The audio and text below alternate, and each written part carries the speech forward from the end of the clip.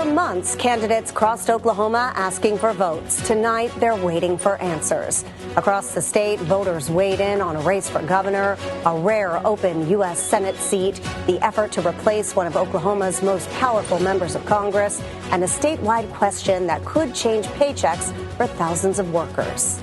Some campaigns are preparing for victory speeches. Others are watching a single number, 50%, because in Oklahoma, a lead isn't always enough. From campaign headquarters across the state to the Tulsa County Election Board, our team is tracking the races, the reactions, and the decisions that could shape Oklahoma politics for years to come.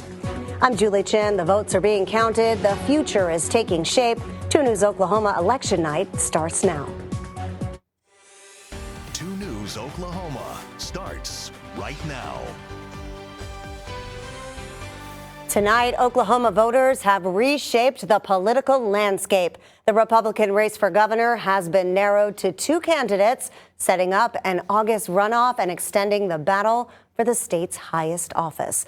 The results are ending some campaigns tonight while extending others. Our team is stationed at campaign headquarters all across Oklahoma, where candidates and supporters have been watching the numbers and waiting for the results.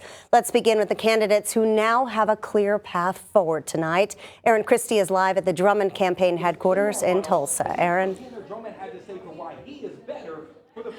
Julie, yeah, pretty quiet here now, pretty much just the media left, but a very excited crowd about 8:45 tonight when Gittner Drummond came out with his family and his wife declaring victory and saying he is ready for the runoff race in August against Mike Mazie. When he addressed the crowd earlier during his speech, he said Oklahomans now have 2 very different candidates to choose from, and he didn't shy away from calling Mazie the weaker choice.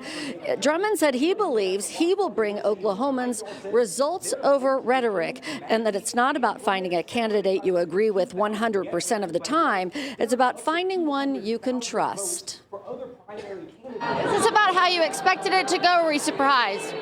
I anticipated overcoming a Trump endorsement. I anticipated overcoming a weak candidate who flips. I mean, he is going to do whatever it takes to get your vote.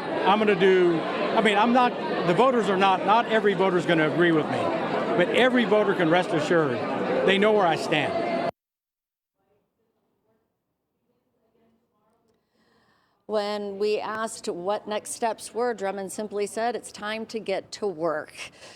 Speaking of Mike Mazie, TJ Eckert has been out at his campaign watch party tonight. I'm guessing a celebratory vibe there as well, TJ. Aaron, you nailed it. Yes, right now it's quiet. Obviously, a lot of people have now gone home since that campaign speech ended at around 9:15 or so. But yes, there was a lot of celebration here in Bixby for Mike Mazie's watch party. In fact, you're probably looking at some video right now of some of the reaction from some of the people during that victory speech that Mazie gave. He hit on a lot of the things that countered what Gittner Drummond just said in his speech right there, Aaron. He said things about being a more conservative candidate. He really drove home the fact he is the only Trump-endorsed candidate for governor here in the state of Oklahoma. He hit on his big campaign points once again, talking about eliminating the income tax, eliminating the property tax for seniors and for veterans as well. So he continued to drive home those points that won him this spot to go to the August runoff. Here's a few things that he had to say afterwards as well. I'm running for governor to move Oklahoma in a more conservative direction. Together, when we choose faith and freedom, we can launch a wave of growth and opportunity for the next generation. A lot of celebration here tonight in Bixby. And Julie, the main line that drew the most applause, I would say, from the crowd here tonight was talking about Gittner Drummond, saying that he should actually be running for the Democratic primaries. Unfortunately for Mike Mazie, it will be him and Gittner Drummond that will be running against each other come August. So that's what we have here tonight, a little victory celebration for Mike Mazie, Julie. Well, TJ, thank you so much. The first phase of the governor's race is over. Tonight's results have narrowed the field to 2 Republican candidates, set up an August 25th runoff that will decide who carries the Republican banner into the general election. After the forecast, we'll hear from the campaigns that came up short and take a closer look at what tonight's results tell us about the road ahead. First, let's check in with meteorologist Mike Rogan. The few storms we had on hand this evening have fizzled out. That's great news. We can sleep without being interrupted tonight. Maybe a different story tomorrow night, though. Dual Doppler radar shows the progression of those storms, mainly across southeastern Kansas, at one point becoming tornado warned north of Miami. But thankfully, nothing came of that, and we're left with those storms now, but a few showers out there, and nothing's expected to reach green country for the rest of the night. But I want to show you those storms from earlier this evening on the Bob Hurley RV Weather Camera Network, looking from Brookside. These storms that you see right here were over 100 miles away when this image was taken, and they were backlit by the setting sun. A gorgeous sight. In the summer, the storms grow taller because the atmosphere expands with the warmth, and that's good display of that. Well, speaking of the warmth, it was a hot day today, feeling like summer. Tulsa reaching 90 degrees and just shy of that in Bristow. Muskogee at 88, 90 degrees for our friends in McAllister today. Temperatures have dropped off into the mid-70s and Pryor still 82 in the city of Tulsa, 74 in Okmulgee, and by morning, it's not nearly as cool of a start as what we had today, only down into the low to mid 70s, and we're heading into a window of time where we've got, once again, more windy conditions, more storms, and even a severe weather threat that we're tracking coming up. We'll talk more about that coming up in just a bit. Mike, thank you. Tonight's results have narrowed the field. While two candidates are moving on to an August runoff, several others are seeing their campaigns come to an end after months on the trail. Steph Manchin live in Norman tonight with one of those campaigns and what supporters are saying as the results settle in. Steph?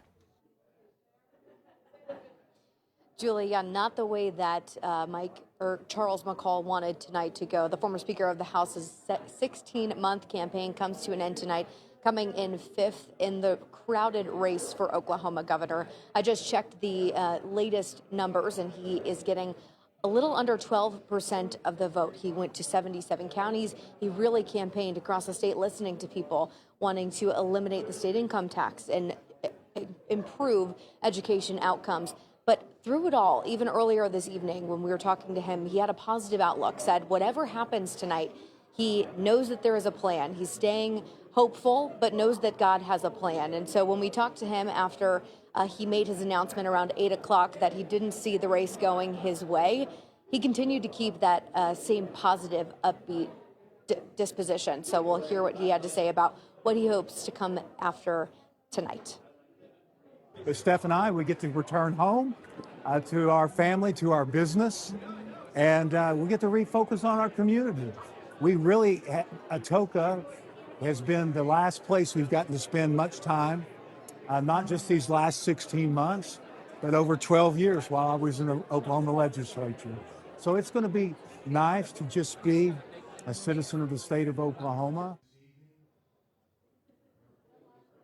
McCall really keeping that positive energy, and he told his supporters tonight that if he could go back in time 16 months from now, he wouldn't change a thing, calling this campaign the journey of a lifetime. So really keeping that positive spirit here, even though it didn't go the way he wanted it to. Another candidate that we're checking in with tonight is Chip Keating. That's where we find our Emma Birch in Oklahoma City. Emma, what's it like over there?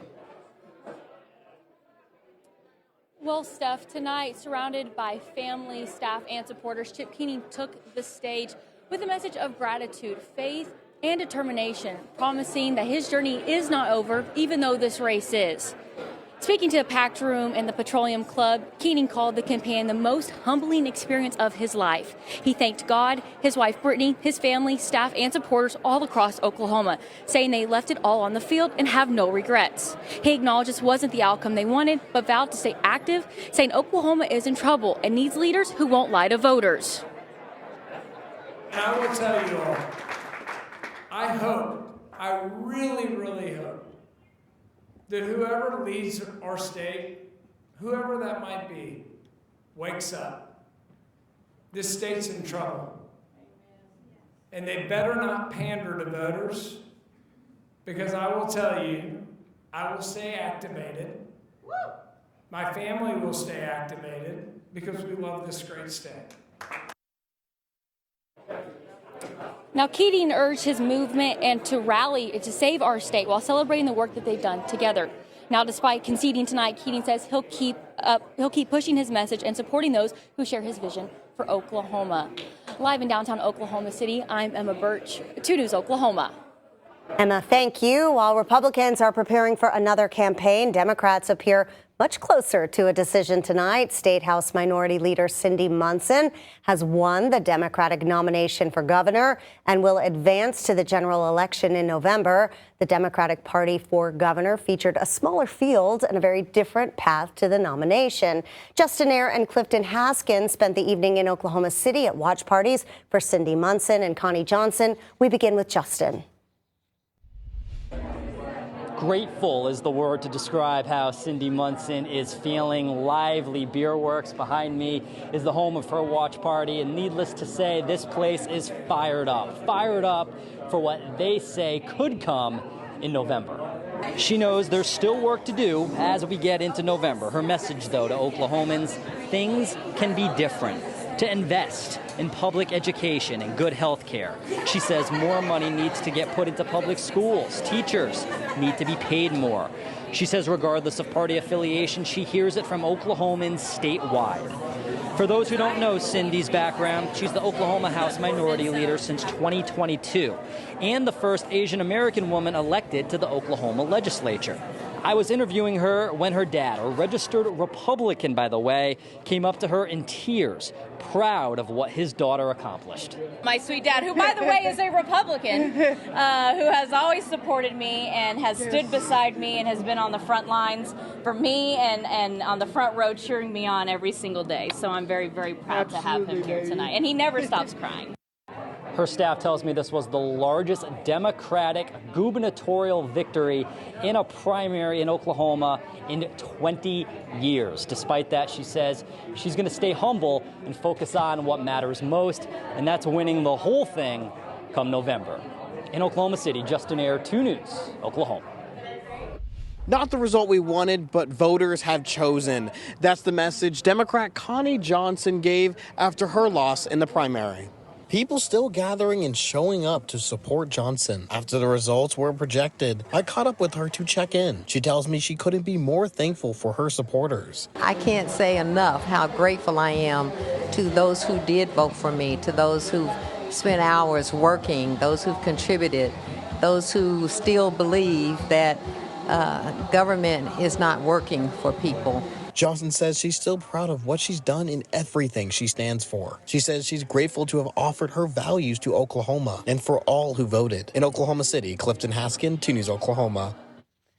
The governor's race will continue. Tonight's results narrow the field, but Oklahoma voters will have the final say in the general election in November. When we come back, we'll turn to another race reshaping Oklahoma politics, the battle to succeed Markwayne Mullin in the United States Senate.